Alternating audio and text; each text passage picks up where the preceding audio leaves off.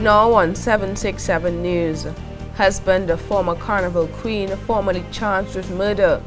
1,076 students to sit grade 6 national assessment this week, and Kenrick Tyson sentenced to life imprisonment again. Later on, Sports Division has selected 28 players for possible representation at the 2015 Sir Garfield Sobers Cricket Tournament.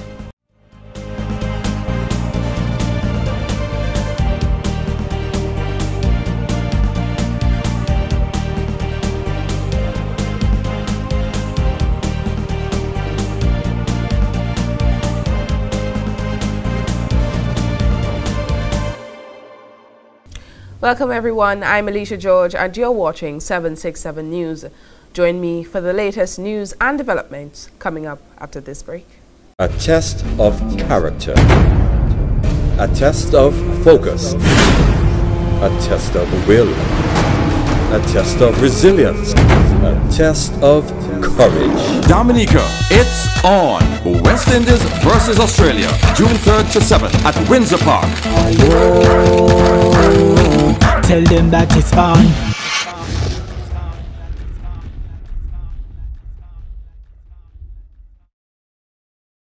Thanks for joining me on tonight's edition of 767 News. In tonight's newscast, the second meeting of the first session of the 9th Parliament under the Commonwealth of Dominica Constitution convened at 10 a.m. on Wednesday morning, leaving a number of questions on the other paper unasked. This morning, members of Parliament, excluding absentees Honourable Minister Peter Sejean and Honourable Senator Francine Barron, gathered at the House of Assembly, firstly for the opposition United Workers' Party to address a number of questions to the ruling government, the Dominica Labour Party, and to pass a bill to amend the 2005 Banking Act. Honourable Prime Minister Roosevelt Skerrit also put up for approval the amount of EC $14,379,814.16 as supplementary estimates expenditure for the first half of 2014-2015. The questions allowed range from the resolution of the Marigat Sea Surge issue, funding for electoral reform, and plans for development of water resources both commercially and locally. 767 News will give an update on Parliament proceedings in a subsequent newscast. And in other news, the Ministry of Education and Human Resource Development will administer the annual Grade 6 National Assessment G6NA this week. 1,076 students, 542 girls and 534 boys are set to write the exams on Thursday, May 28th and Friday, May 29th, 2015. This number represents a slight increase over 2014 when 1,067 students wrote the exam. The examinations are scheduled to begin at 8 a.m. following an assembly at 7:45 at 50 centers around the island. On day 1, students will write language, arts and social studies and mathematics and science on day 2.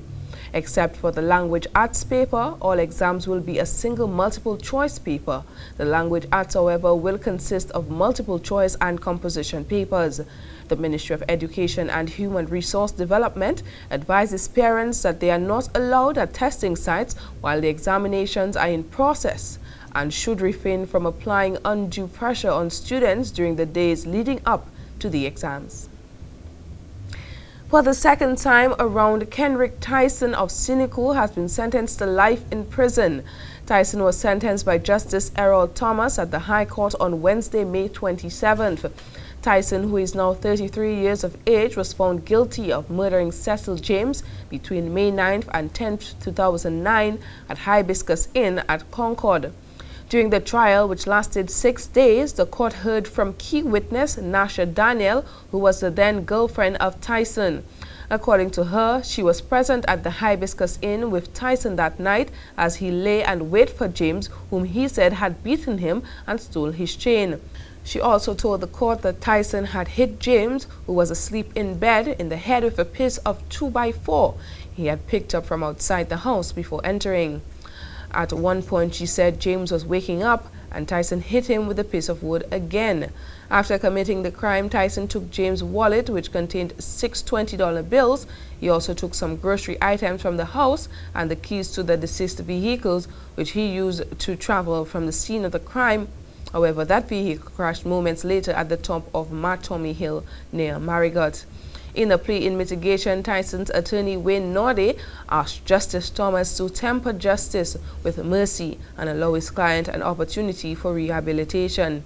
According to Norde, we all make mistakes in life and learn at different stages, also adding that society had failed his client who had a rough upbringing. Before sentencing, Justice Thomas pointed out to Norde that his client had 27 previous convictions, 17 for theft, 3 for possession of cannabis, 3 for intent to supply cannabis, 1 for possession of ammunition, 1 for possession of firearm, and escaping unlawful custody. Justice Thomas also noted that there were no mitigating factors, and asking for a chance for rehabilitation and a second chance can hardly arise with someone with 27 previous convictions. Justice Thomas told Tyson he had killed James while he slept, and James died without even having a chance to ask God for help or to tell his family goodbye, and that is brutality at its highest, and he did not deserve any mercy. In 2012, a 9-member jury found Tyson guilty of murder, and he was sentenced to life in prison by Justice Bernie Stevenson. However, that sentence and conviction was overturned by the Eastern Caribbean Supreme Court of Appeal in November of 2014, and a retrial was ordered on the ground that the trial judge had misdirected the jury on the issue of accomplice. Up next, Facebook user brought before police by Speaker of the House of Assembly and husband of former Carnival Queen formerly charged with murder. More details when 767 News returns. Are you into keeping fit and maintaining a healthy lifestyle? Well, tell us about it in the Quartz Fitness Selfie Competition. Take a selfie while you work out and post it to our Facebook or Twitter pages at Quartz Dominica. Write a few lines about how you keep fit along with your picture and get a chance to win prizes each week. Your access word is #Quartz Fitness. Competition runs May 22nd to June 5th. So go ahead, keep fit and stay fit with Quartz, bringing value home.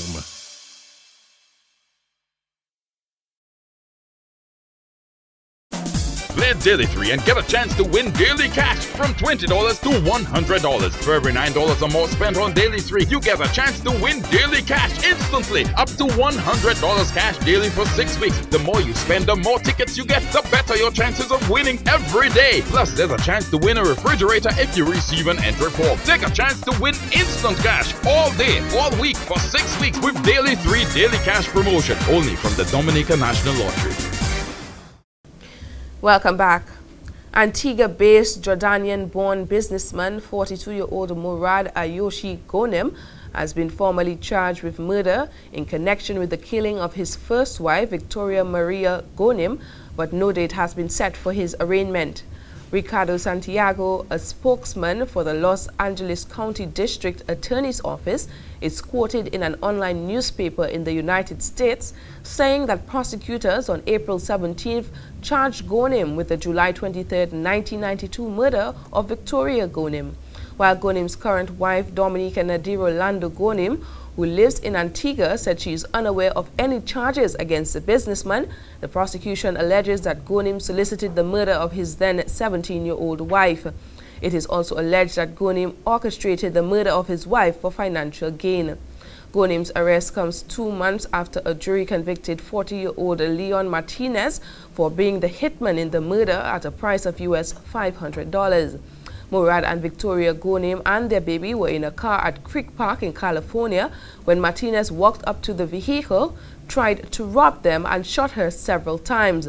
Martinez, who was initially set to be sentenced in April, has a new sentencing date of September 16th.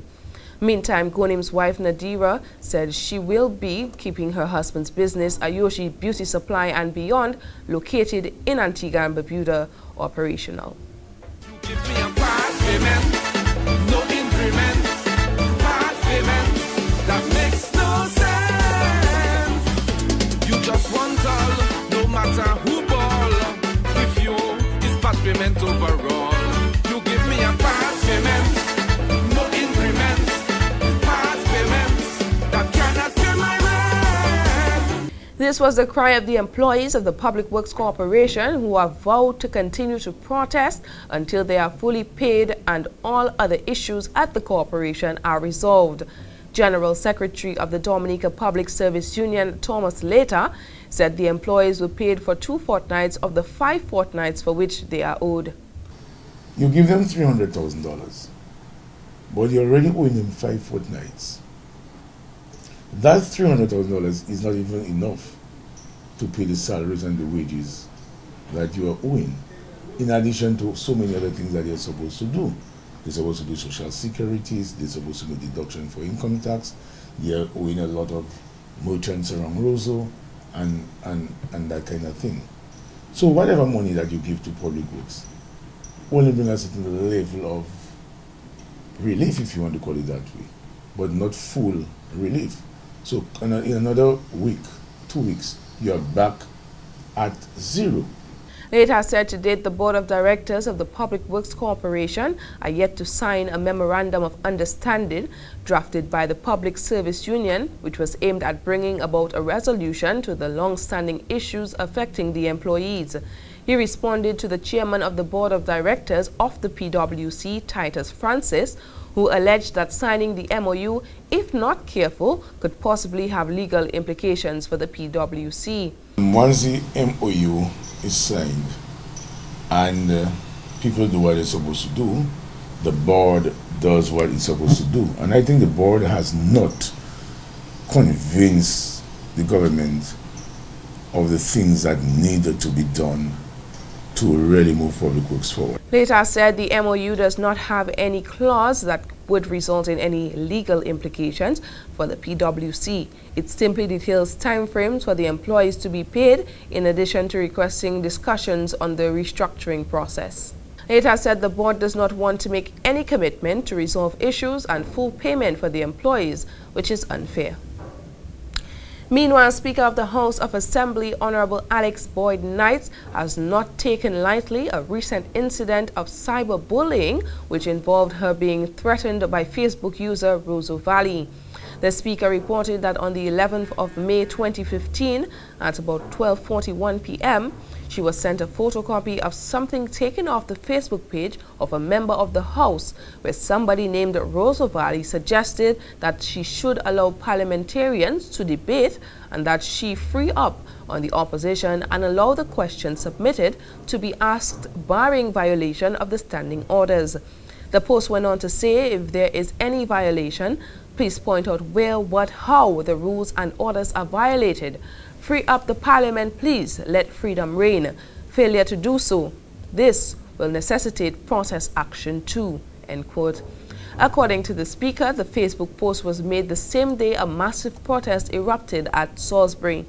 Boyd Knight said she considers the matter a threat and she has had experience of how threats work. She added that Facebook user Roseau Valley is putting himself above the standing order of the House, citing Standing Order 23.2, which states that if the Speaker is of the opinion that any question of which a member has given notice to reply infringes the provision from any standing order or is in any way an abuse of the right to question him, he may direct that the member concerned be informed that the question is out of order. Boyd Knight said the standing order does not state that she must explain to the member his error, and so felt that she had no choice but to bring this matter to the police. Young men are being urged to stay away from crime and violence, as this will only lead to the destruction of families while negatively affecting individuals directly and indirectly. This call has come from President of the Point Michel Development Committee, Denise Charles, as the committee, in collaboration with the Point Michel Village Council, on Saturday, May 23rd, hosted a community presentation titled The Untold Stories, Lapwet Stand Up. The Point Michel Development Committee is pleased to present untold stories from the hearts of the family members who have lost a young child, son, brother, cousin to crime and violence. Some of the families didn't even get the opportunity to lay their loved one to their final rest.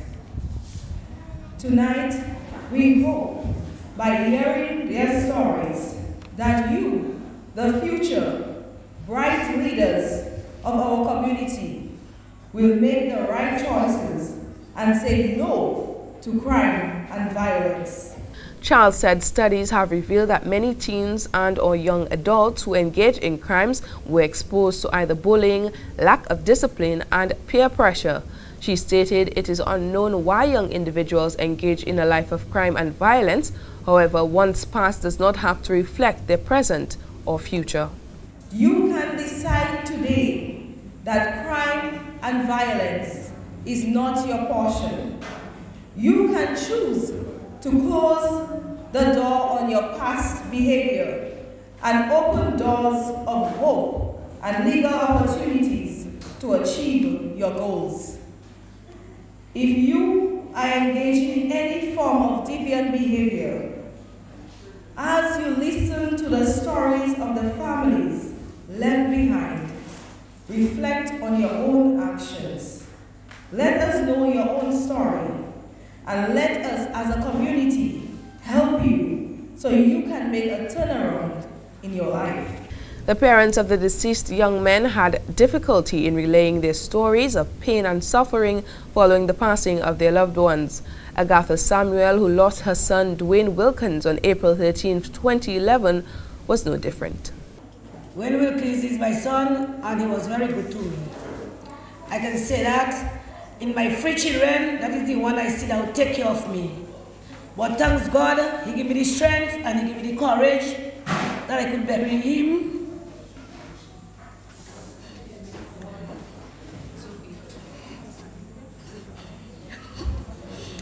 He used to cook, he used to wash, he used to clean. Anything he do, he including me in it. And I want to give God thanks and praise. And I just ask him the question. I don't know where he got that gun he had that day. And I just want to give God thanks and praise, and I cannot go further. Kathleen Polidor, the sister of deceased Kerslin Polidor, said there is not a day that goes by without thinking of her brother. Kerslin was born on March 30th, 1986 and was taken from us in June 2009. He was the son to a mother and a father, namely Lucy Francis and Earl Polidor. He was a brother to 3 siblings, a father to a son, an uncle to a nephew and niece. He was a lover, and KP was a friend. KP was an outspoken, friendly, and jovial person, and I remember him taking my little boy, Joquan, for morning walks when he was a baby. There were days when my mother would be lying or relaxing on her bed, and KP would just come, throw himself on the bed first, and he would just start to make jokes, crack up old-time jokes or a family memory. Do I miss my brother? Lord knows I do. Polidor is urging young people who are involved in crime and violent activities to turn their lives around. Other family members who told their painful stories include that of Alicia Hill, who died on July 1st, 2012, and the Dover family on behalf of Gerald Dover, among others. And that's it for local news. The latest in sports is coming up next, so stay tuned. Pay nothing for 90 days at Courts Now. Yes, shop at Courts Now and pay absolutely nothing down and nothing further for 90 days. That's no payment until August 2015. Plus, enjoy reductions throughout the store on a wide range of products. You've got to move and head to Courts, because this offers for 5 days only. Then it's gone. Nothing down and nothing to pay for 90 days only at Courts. Accurate, dependable. We go where others have not gone before. We bring you in-depth reporting on the stories that matter. Tune in weeknights from 8:30 p.m. to 767 News, with repeats at 10:30 p.m. and 6 a.m. the following morning. 767 News, Dominica's #1 news source, only on Digital Play TV, Channel 3. Good evening and welcome to 767 Sports. In tonight's coverage, we begin with football.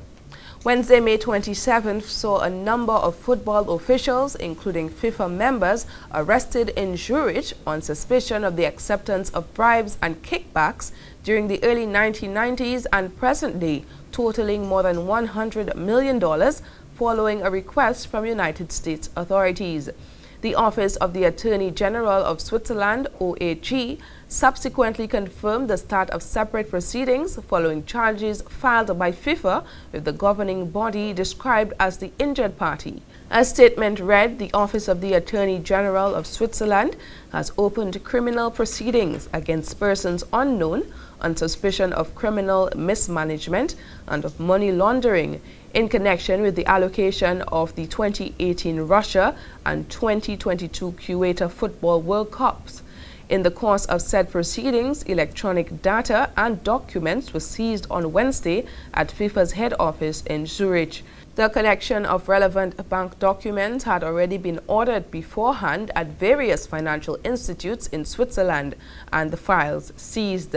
The collected bank documents will serve criminal proceedings both in Switzerland and abroad. Following 7 arrests in Switzerland on Wednesday, the U.S. Department of Justice has named the 14 people indicted for alleged corruption. FIFA vice presidents past and present, including Jack Warner and Jeffrey Webb, are among those indicted. Warner's son are among 5 parties to have already pleaded guilty on corruption charges. Meanwhile, ex-FIFA vice president Jack Warner has protested his innocence after being indicted over racketeering and bribery allegations. However, Trinidadian politician Warner, who left FIFA in 2011, refuted any suggestion of wrongdoing following his and CONCACAF's President Jeffrey Webb's indictments for racketeering and bribery offenses. In cricket, the sports division has selected 28 players for possible representation of Dominica at the 2015 Sir Garfield Sobers Cricket Tournament, which will take place during the month of July in Barbados. The students hail from the Dominica Grammar School, the Dominica State College, Northeast Comprehensive, Portsmouth Secondary, Castle Bruce Secondary, St. Mary's Academy, Isaiah Thomas, Pierre Charles Secondary, and Goodwill Secondary. Training will begin on Friday, May 29, 2015 at the Botanic Gardens from 2:30 p.m. In more cricket, the decision to terminate the contract of West Indies women head coach Sherwin Campbell was unanimous and taken in the best interest of the team, West Indies Cricket Board Michael Muirhead has revealed. Campbell was unexpectedly replaced as head coach of the women's team by fellow Barbadian Vasbert Drakes a few weeks ago, just ahead of the team's tour of Sri Lanka. While there was no specific reason given for the coach's dismissal, unconfirmed reports indicate that a WhatsApp message that addressed an issue between himself and a player was sent to the WICB board member. Muirhead would not elaborate, but insisted it would have been detrimental for Campbell to stay on.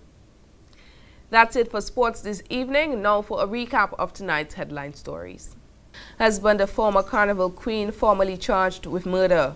1,076 students to sit grade 6 national assessment this week, and Kenrick Tyson sentenced to life imprisonment again.